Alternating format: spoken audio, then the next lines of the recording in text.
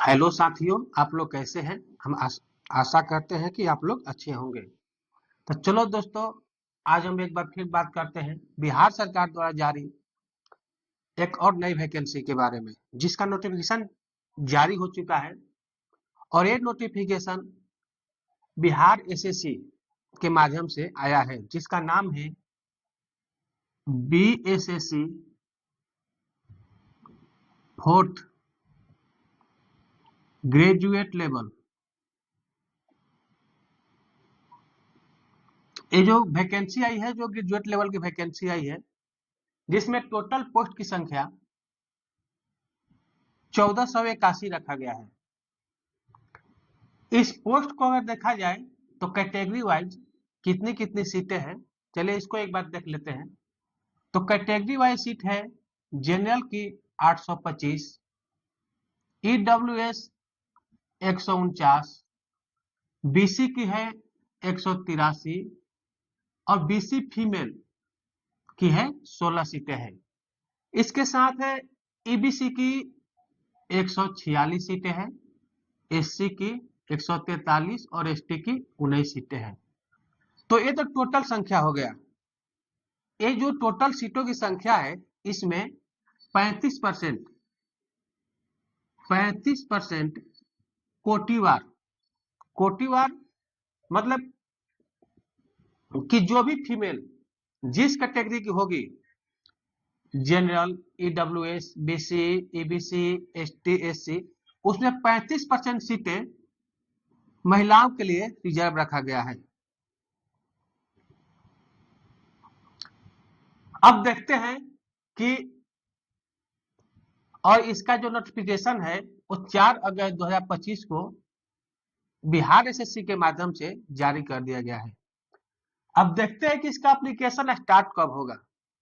तो इसके एप्लीकेशन जो स्टार्टिंग डेट है 18 अगस्त 2025, मतलब कि जो भी कैंडिडेट इस फॉर्म को फिलअप करना चाहते हैं तो वो 18 अगस्त 2025 से फॉर्म को फिलअप कर सकते हैं। और लास्ट डेट जो है 17 सितंबर है। ये पेमेंट की लास्ट डेट है। पेमेंट आप 17 सितंबर 2025 तक कर सकते हैं। और फाइनल सबमिट का डेट है 19 सितंबर 2025। अब देखते हैं कि एप्लीकेशन फी क्या क्या है। तो हर कैटेगरी के लिए अलग अलग एप्लीकेशन फी है। तो चलिए देखते हैं। General, BC, EBC, EWS male candidate के लिए 540 रुपया है।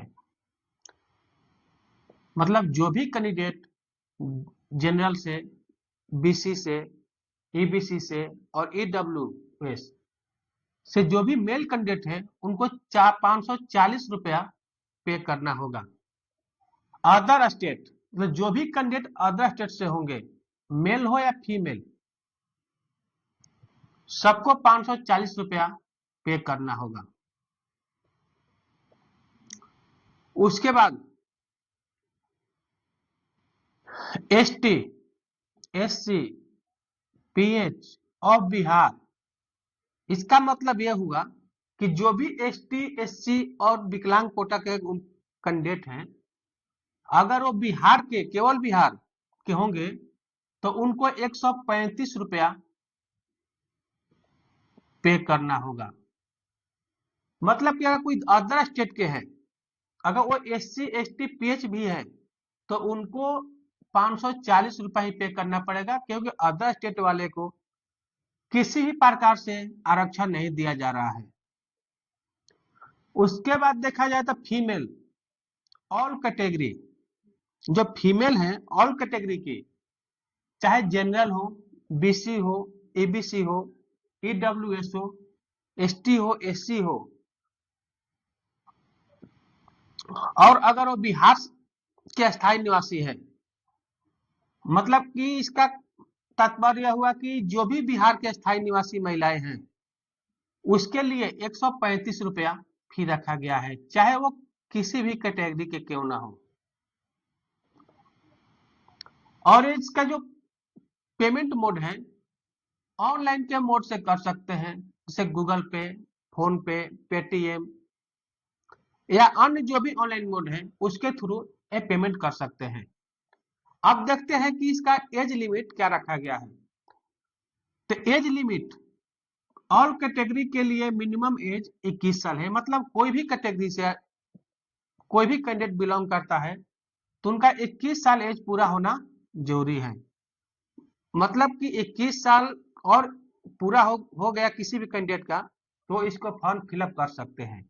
और इस एज की जो गणना होगी 1 अगस्त 2025, मतलब इस जो एज की गणना होगी 1 अगस्त 2025 से होगी।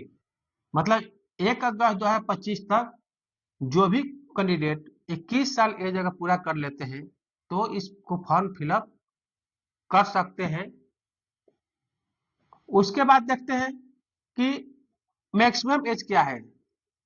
तो सभी के लिए अलग अलग मैक्सिमम एज है, कैटेगरी वाइज है। तो मैक्सिमम एज जनरल के लिए, general plus other state, other state general में केवल मेल बिहार के निवासी के लिए, और अदर स्टेट में मेल या फीमेल दोनों के लिए मैक्सिमम एज 37 साल है। मतलब कि कोई भी अगर बिहार के निवासी है, अगर वो जनरल कैटेगरी से आता है और मेल है तो उसके लिए एज 37 साल है। अदर स्टेट चाहे किसी भी कैटेगरी के हो, मेल हो या फीमेल हो, सबके लिए मैक्सिमम एज 37 साल रखा गया है। अब देखते हैं मैक्सिमम एज 40 ईयर। ये जो एज है बीसी के लिए है। BC, EBC and female of Bihar. मतलब कि जो भी बीसी है, अति पिछड़ा, पिछड़ा वर्ग और महिलाएं, अगर वो बिहार की है, बिहार के स्थायी निवासी है, तो उनके लिए अधिकतम एज मैक्सिमम एज है कितनी है 40 साल। 37 साल ईडब्ल्यूएस के लिए भी है। जो ईडब्ल्यूएस के जो भी मेल कैंडिडेट होंगे उसके लिए भी 37 साल ही रखा गया है। अब मैक्सिमम एज 42 साल, ये किसके लिए है? एससी एसटी, इनके लिए मैक्सिमम एज 42 साल है अगर वो बिहार के निवासी है तो। अगर वो बिहार के निवासी है तो उनके लिए 42 साल है, ए मेल या फीमेल दोनों के लिए है। यह भी मेल फीमेल दोनों के लिए है, मेल फीमेल। मतलब BC EBC candidate plus female of Bihar, मतलब जो भी है उसके लिए एज 40 साल है। एसटी एससी ऑफ बिहार मतलब बिहार के स्थायी निवासी जो एसटी एससी कैटेगरी से बिलोंग करते हैं, और मेल फीमेल मतलब जो भी हो उसके लिए 42 साल है। अब देखते हैं कि एक पीएच कोटा होता है। जो दिव्यांगता कैटेगरी के अंतर्गत आते हैं उनके लिए मैक्सिमम एज क्या होगा? तो उनके लिए maximum age plus 10 year, plus 10 years है। मतलब वो जिस कैटेगरी में बिलोंग करते हैं, अगर वो जनरल में बिलोंग करते हैं तो इनका मैक्सिमम एज 47 ईयर्स हो जाएगा। अगर वो बीसी ईबीसी से बिलोंग करते हैं तो उनका मैक्सिमम एज 50 साल हो जाएगा। अगर वो एसटी एससी से बिलोंग करते हैं तो उनका मैक्सिमम एज 52 साल हो जाएगा। मतलब कि जो भी है उनको 10 साल की अतिरिक्त रिजर्वेशन दिया जा रहा है जिस कैटेगरी में हो। अब देखते हैं कि इसमें सिलेक्शन का मोड क्या है। तो सिलेक्शन का मोड है कि सबसे पहले प्री एग्जाम होगा, लेकिन अगर टोटल फॉर्म फिलअप की संख्या 40,000 से अधिक, अगर टोटल फॉर्म फिलअप की संख्या 40,000 से अधिक होती है तो उस स्थिति में मेंस एग्जाम भी लिया जाएगा। और जो मेंस एग्जाम के लिए है इसके बाद डीवी होगा। चलो अब सिलेबस की चर्चा करते हैं। प्री के लिए सिलेबस क्या क्या रहेगा। तो सिलेबस में 3 टाइप के क्वेश्चन पेपर देखने को मिलेगा। पहला होगा समान अध्ययन का, जिसके अंतर्गत 50 क्वेश्चन पूछा जाएगा। दूसरा होगा समान विज्ञान एवं गणित, इनके अंतर्गत भी 50 क्वेश्चन पूछा जाएगा। इसके बाद है मानसिक क्षमता, इसके अंतर्गत भी 50 क्वेश्चन पूछा जाएगा। मतलब कि टोटल क्वेश्चन की संख्या 150 होगी और पर क्वेश्चन 4 अंक का होगा। मतलब टोटल अंकों की संख्या 600 हो जाएगा। अब देखते हैं कि इस वैकेंसी के अंतर्गत टोटल कितने पोस्ट हैं। तो इस वैकेंसी के अंतर्गत टोटल 1 2 3 4 5 6 टोटल कितने पोस्ट है। टोटल पोस्टों की संख्या 6 है, जिसमें पहला है असिस्टेंट ब्रांच ऑफिसर, दूसरा है प्लानिंग असिस्टेंट, इसको सहायक प्रशाखा पदाधिकारी कहा जाता है।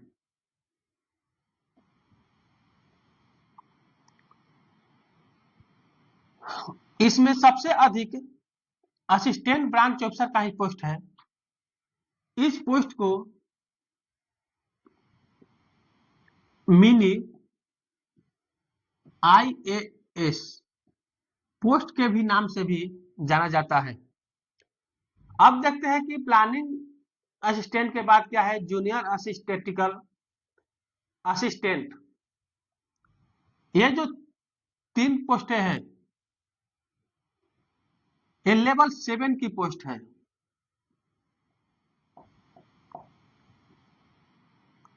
लेवल 7 की पोस्ट है। चौथा जो है data entry operator grade C, ये लेवल 6 की पोस्ट है। चौथा है ऑडिटर। इसमें देखिए 2 ऑडिटर है। तो जो पहला ऑडिटर है डायरेक्टर ऑफ अकाउंट और फाइनेंस डिपार्टमेंट, और दूसरा ऑडिटर है जो कोऑपरेटिव सोसाइटीज एवं कोऑपरेटिव डिपार्टमेंट के अंतर्गत है। ये जो दोनों पोस्ट है लेवल 5 की पोस्ट है।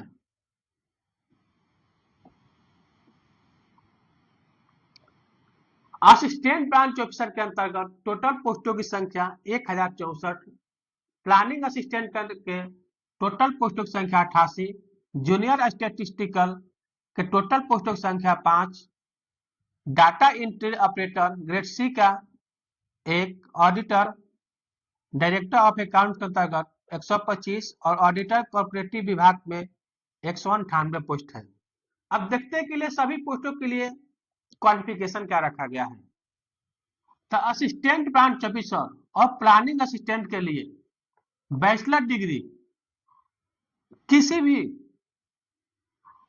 क्षेत्र से, मतलब कि कोई भी सब्जेक्ट से, कोई भी विषय से ग्रेजुएशन मतलब स्नातक पूरा होना जरूरी है।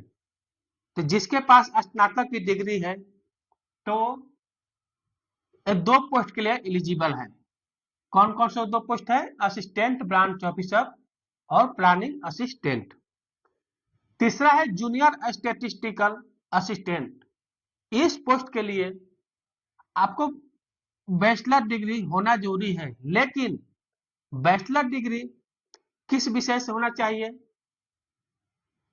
मैथ या इकोनॉमिक्स या कॉमर्स या स्टैटिस्टिक्स।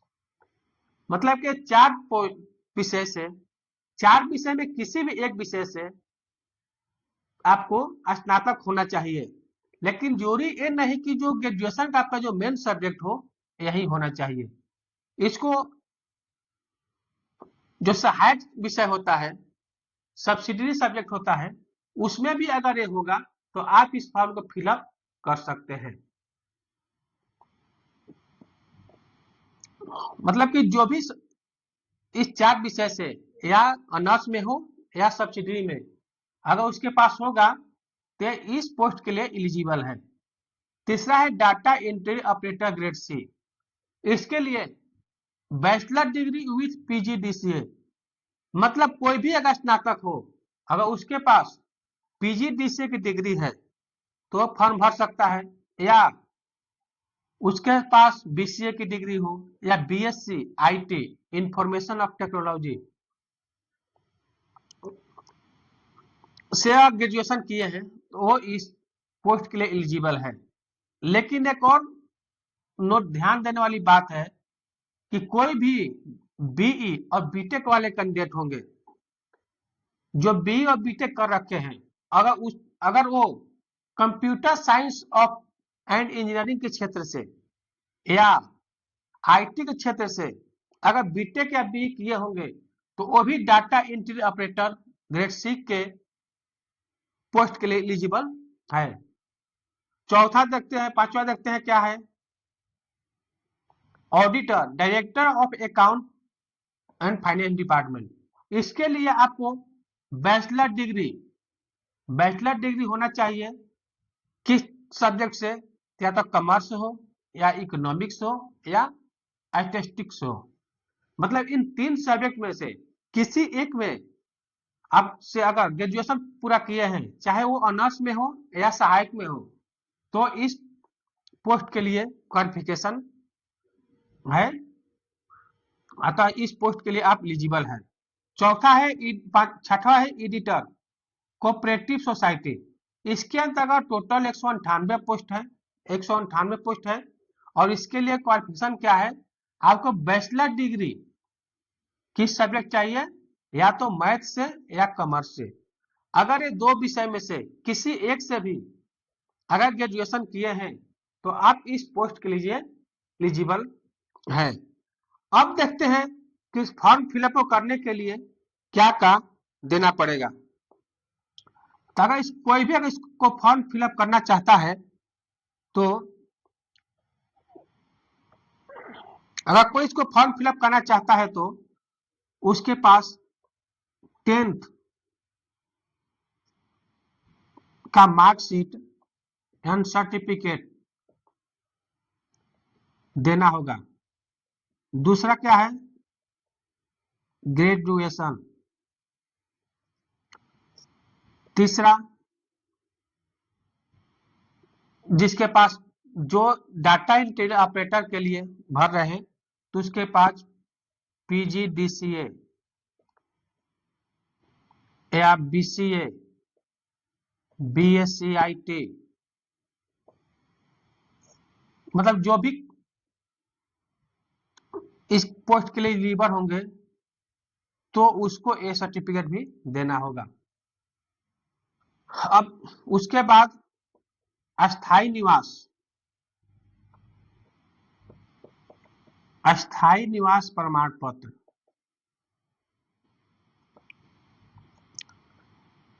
तो देखिए अस्थाई निवास प्रमाण पत्र इसमें देना जरूरी है क्योंकि इसमें डोमिसाइल नीति लागू कर दिया है। तो स्थायी निवास पत्र तो सबके लिए, मेल के लिए कोई दिक्कत नहीं है, लेकिन फीमेल के लिए अगर वो विवाहित हो तो उसका जो निवास प्रमाण पत्र बनेगा उनके पिता के नाम से बनाना होगा। मतलब जो भी विवाहित महिलाएं हैं वो अपना निवास प्रमाण पत्र पिता के नाम से बनाएगी, तभी उसका माना जाएगा कि वो बिहार के स्थायी निवासी है। चौथा है caste certificate.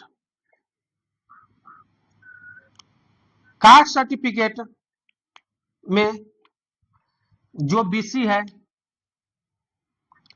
BC, EBC, EWS, ST SC जो भी है उसको अपने अपने कैटेगरी के अंतर्गत जाति प्रमाण पत्र देना जरूरी है। तब देखते हैं जो EBC है, जो EBC वाले हैं,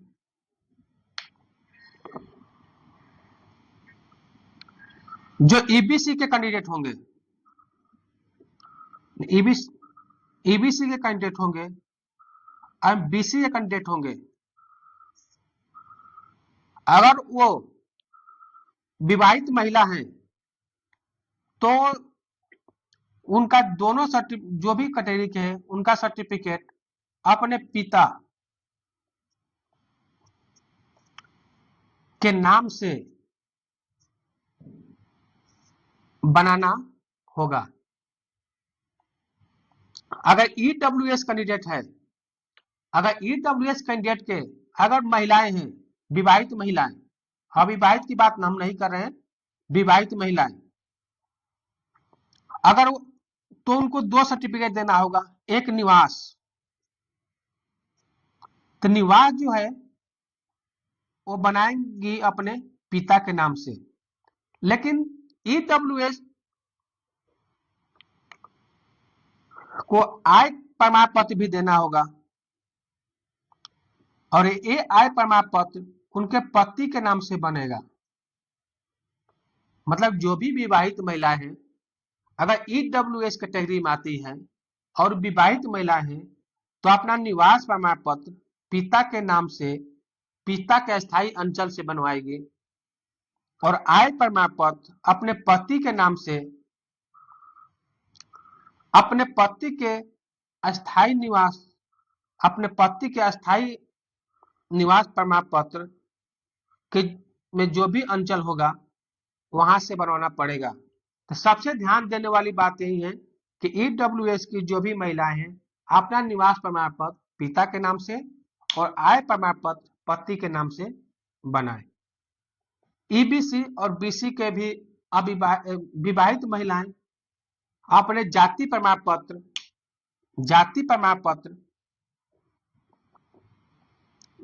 कहां से बनाए? पिता के नाम से। अगर वो BC कैंडिडेट है, अगर NCL बनाना है तो NCL भी किसके नाम से होगा? पिता के नाम से। निवास प्रमाण पत्र सभी के लिए पिता के ही नाम से बनेगा।